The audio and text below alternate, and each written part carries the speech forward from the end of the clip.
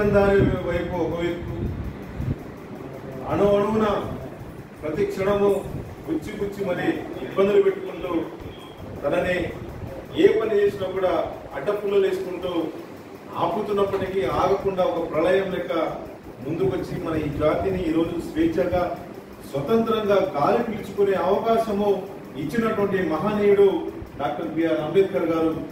నిజంగా ఆయన కనుక ఈ స్వేచ్ఛ కనుక మనకు ఇవ్వకపోతే ఈరోజు మన పరిస్థితి ఏందనేది ఒకసారి మనం ఆలోచన చేసుకోవాలి చెప్పే ముందు.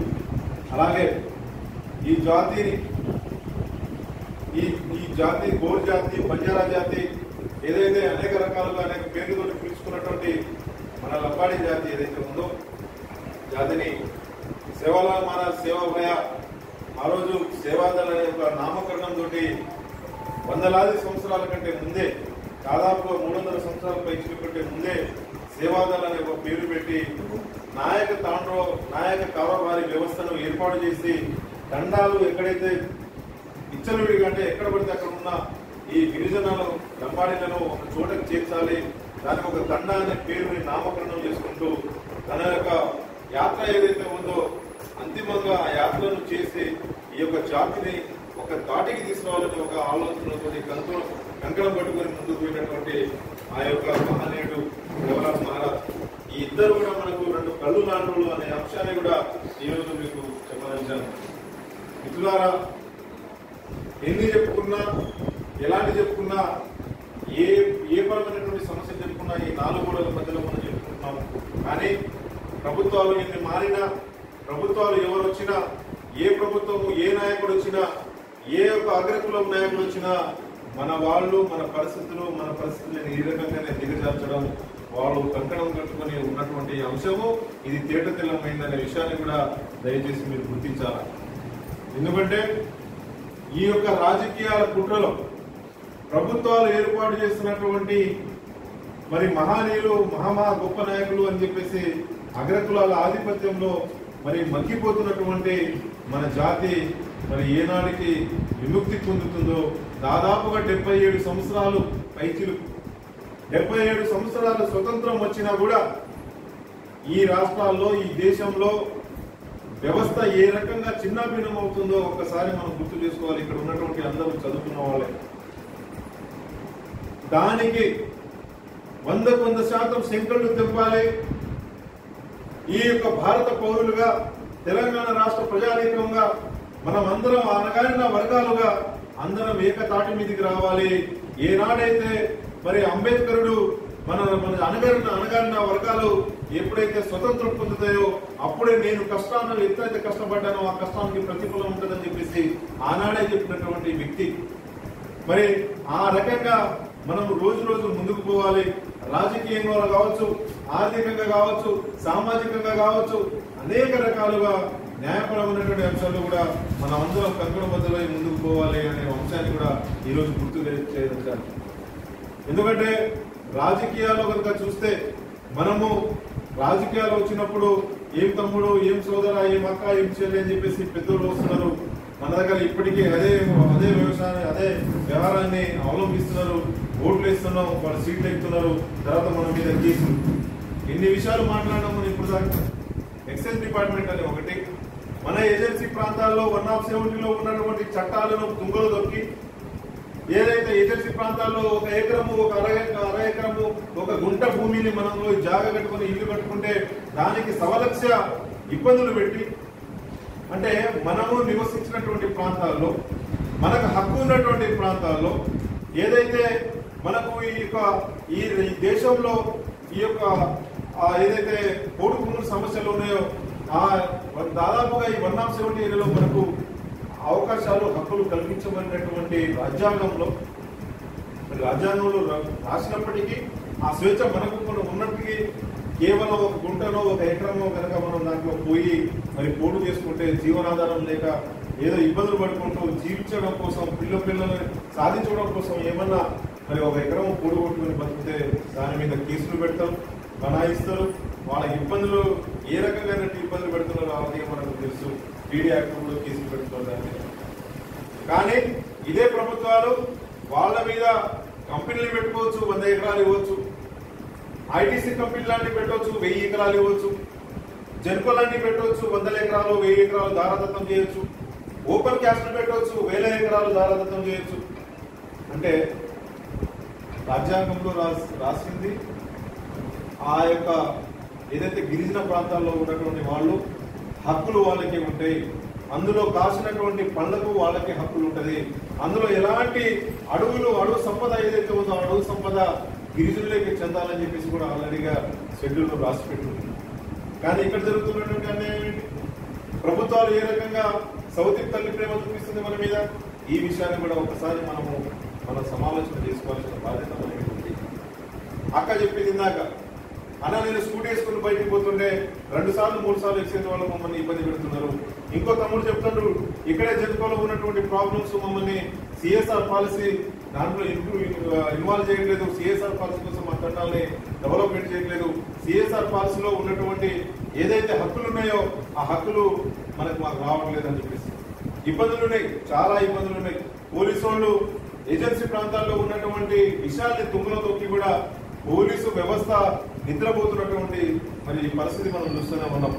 వాళ్లకు గవర్నమెంట్ సైడ్ నుంచి దాదాపుగా అదే రాజ్యాంగం కల్పించినటువంటి హక్కుల్లో ఒకసారి చూస్తే మరి ఏజెన్సీల ప్రాంతం కావచ్చు, మైదాన ప్రాంతంలో కావచ్చు, భూముల మీద వాళ్లకు ఎలాంటి చర్యలు తీసుకోవడానికి వీలు లేదు. అయినా కూడా వాళ్ళ యొక్క జోక్యం చేసుకొని కేవలము ఇబ్బంది పెట్టి ఇక్కడ ఉన్నటువంటి అణగారిన వర్గాలను మళ్ళీ ఇబ్బంది పెట్టాలనే ఒక కోణంతో ఇబ్బంది పెడతా ఉన్నారు. అదే చెప్తున్నా. అందుకనే నేను ఒకటే చెప్తున్నా మిత్రులారా, ఒక్కొక్కళ్ళు ఇక్కడ సేవలాల్ సేన అనేది ఏ ఒక్క నాయకుడు కాదు, ఎవడు లీడర్ కాదు. సేవలాల్ సేన బ్యానరే మనకు లీడరు, సేవలాల్ సేన బ్యానరే మనకు నాయకుడు. నేను అందుకనే చెప్తాను, ప్రతి ఓళ్ళు మనము ఒక్కళ్ళొక్కళ్ళమై ఒక్కొక్కరు 10 మంది అయ్యి 100 మంది అయ్యి ఈ యొక్క రాజ్యంలో మనకు జరుగుతున్నటువంటి అన్యాయాన్ని ఎదిరించాల్సిన బాధ్యత మన మీద ఉంది. ఎవరో వస్తారు ఏదో చేస్తారంటే ఎవడు ఏమి రాడు, ఎవడు వచ్చినా ఏమీ చేయలేడు. మనం ఓట్లేసి ఇచ్చినటువంటి హక్కు, అంబేద్కర్ మనకి ఇచ్చినటువంటి హక్కుని ఓట్లుగా మనం మలుచుకొని వాళ్ళకు సీట్లు ఎక్కిస్తేనే మనకు ఈ రాజ్యంలో వాళ్ళ యొక్క రాజ్యాధికారంలో మనల్ని ఇబ్బంది పెడతా ఉన్నారు. అయినా మన రాజ్యాంగాన్ని మనం సృష్టించుకోవాల్సిన బాధ్యత మన మీద ఉంది. మన రాజ్యాంగంలో ఇచ్చినటువంటి రాజరిక వ్యవస్థను మనం తీసుకోవాల్సిన బాధ్యత మన మీద ఉంది. మనం చేసుకోవాలంటే చాలా ఉన్నాయి, కానీ ఈ విషయాలు మనకు తెలియకపోవడం కూడా ఒక బాధాకరమైనటువంటి అంశం. ఏదైతే గత ప్రభుత్వాలు ఇచ్చినటువంటి స్వేచ్ఛ, రాజకీయపరమైనటువంటి స్వేచ్ఛ ఉందో ఈ ప్రభుత్వంలో దాన్ని హరించేశారు. మనకు ఎమ్మెల్సీ కాదు కదా, ఒక మంత్రి పదవి కూడా ఇవ్వకుండా దాన్ని పక్కన పెట్టి ఈ రకంగా అవమానం చేస్తూ ఇంకా ఎప్పుడు మనల్ని రాజకీయంగా దొంగదొక్కే ప్రయత్నము ప్రతి ఒక్క పార్టీ రాష్ట్రంలో చేస్తూ ఉంది. కానీ మీరు ఒకటే ఇక్కడ గ్రహించాల్సినటువంటి బాధ్యత మీ అందరి మీద ఉంది. సేవలాల్ సేన చెప్పేది ఒకటే, పార్టీలు రంగులు మారినా వాళ్ళ యొక్క అంతర్భాగంలో ఉన్నటువంటి పార్టీ జెండాలు మారినా వాళ్ళ ఎజెండా ఒకటే. ఎప్పుడు మనల్ని ఇబ్బంది పెట్టాలనే వాళ్ళ ఎజెండా ఉన్నది. వాళ్ళ పార్టీలు జెండాలు మాత్రమే చేంజ్ అవుతాయి తప్ప వాళ్ళ ఎజెండా మొత్తం ఒకటే ఉంటది. వాళ్ళందరూ ఒకటే చోట్ల ఉంటారు. వాళ్ళందరూ తెర వెనకాల వాళ్ళందరూ ఒకటే. రెడ్డులు కావచ్చు, వెలమలు కావచ్చు, కొమ్ములు కావచ్చు, కాపులు కావచ్చు, ఎవరైనా ఉండని మనల్ని ఎస్సీలను, ఎస్టీలను, బీసీలను మనల్ని అడగదొక్కాలి. మన మీద రాజ్యాధికారము వాళ్ళకి రావాలి, వాళ్ళు రాజకీయం చేయాలి. పొత్తులు లేస్తే ఇదే గౌరవం, ఇదే పరిస్థితి మనం చూస్తూనే ఉన్నాం. కాబట్టి రాజకీయపరమైనటువంటి అంశాలని కొంచెం పక్కన పెడితే మనం చేయాల్సినటువంటి బాధ్యత కూడా మన మీద ఏముందనేది ఒకసారి మనం గుర్తు చేసుకోవాలి. కాబట్టి సేవలాల్ సేన అన్న ఇందాక ఒక మాటను గుర్తు చేసింది. ఏమని? ఆనాడు మారోజు వీరన్న ఈ యొక్క జాతులు, ఈ యొక్క అణగారిన కులాలు ఒక సముచితమైనటువంటి స్థానంలో ఒక సంఘటితంగా ఏర్పడి అందరూ విభజన అయి జాతుల పరంగా, కులాల పరంగా నాయకులుగా బలపడి అంతిమంగా ఒక రాజ్యాధికారాన్ని తీసుకురావాలి, ఒక రాజకీయ వ్యవస్థలో మనం పోవాలి. అప్పుడు మాత్రమే మనము బతకగలుగుతాం, మనల్ని బతకరిస్తారు ఈ యొక్క అగ్రకులాలని చెప్పేసి ఆనాడే ఆయన గ్రహించినటువంటి మహనీయుడు కామ్రేడ్ మారోజు వీరన్న. కాబట్టి మారోజు వీరన్న గారు చెప్పినటువంటి అంశాలను కూడా మనం ఒకసారి ఆలోచన చేసుకోవాల్సిన బాధ్యత మన మీద ఉంది. కాబట్టి ఈ యొక్క అంశాలు ఏదైతే ఉన్నాయో దానికి తూచ తప్పుకుంటూ తప్పకుండా మనం చేయాల్సినటువంటి బాధ్యత మన మీద ఉంది.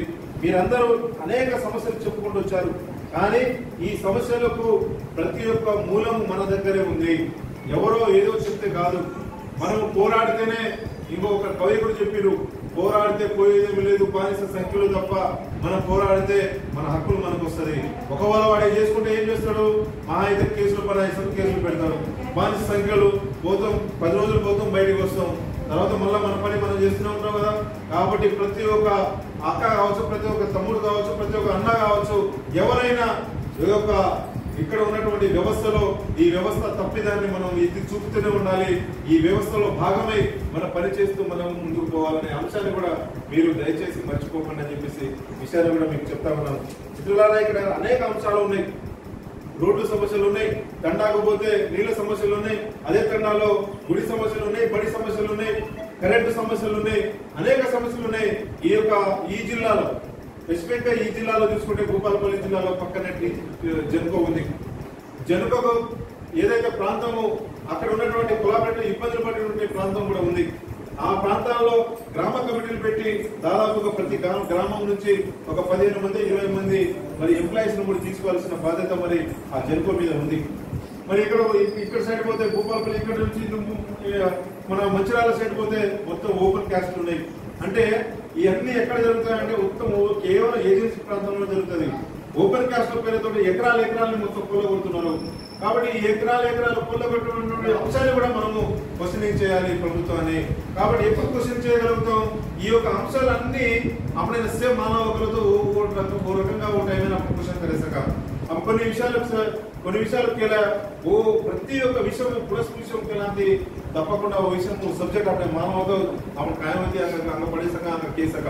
కాబట్టి దయచేసి ఈరోజు కూడా ఎక్కడ మండల కమిటీగా కావచ్చు, జిల్లా కమిటీలో కావచ్చు, రాష్ట్ర కమిటీ చదివిన వ్యక్తులు కావచ్చు, అది బాయి శారదాబాయి చదవడం, పూర్ణబాయి కావచ్చు, అనితాబాయి కవితాబాయి కావచ్చు, కమ్సే బర్తాడి బాయి ఎక్కస్ काम करो, टांडे थी बायों बार काढ़ो, टांडे थी मंडली में थी बाई बार काढ़ो.